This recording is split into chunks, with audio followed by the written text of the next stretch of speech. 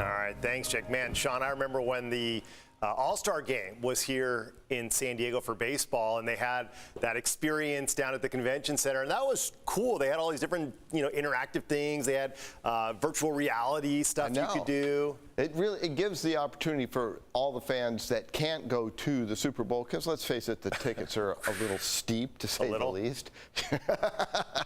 More than a little. But the experience is neat, and to be honest with you, if you get the excitement of going to these events and then can watch the game on television, it's probably a better view anyway. So here in San Diego, talk about a better view. The nation has been looking at the West Coast with the golf tournament up in the Monterey Bay area, and then things happening here in San Diego last week with our golf tournament, and now this weather. I mean, look at these temperatures. 76 in Escondido, 72 in Ramona, 72 in El Cajon, 70 in Valley Center, and all these temperatures, they're actually going to warm up. So by the time we get to midweek, we're talking about temperatures possibly into the low 80s. In fact, I would almost bet the house on it.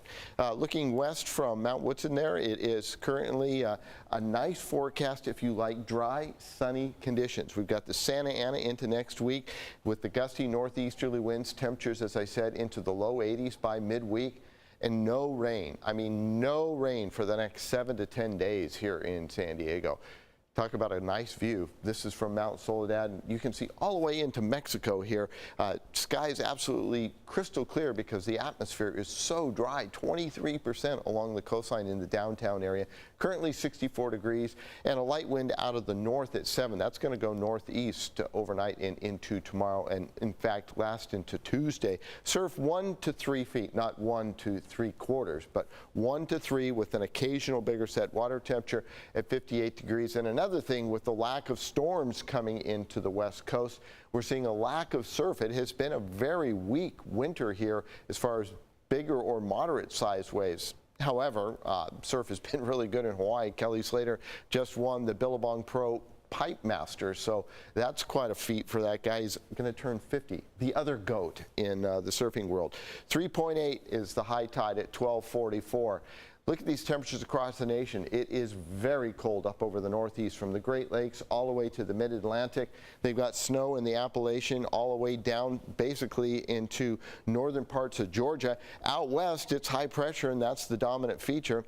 They've got this storm pulling off the northeast, but out west, the jet stream is bringing all the cold air into the western half of the plain states, and then towards the east is where the really activity takes place.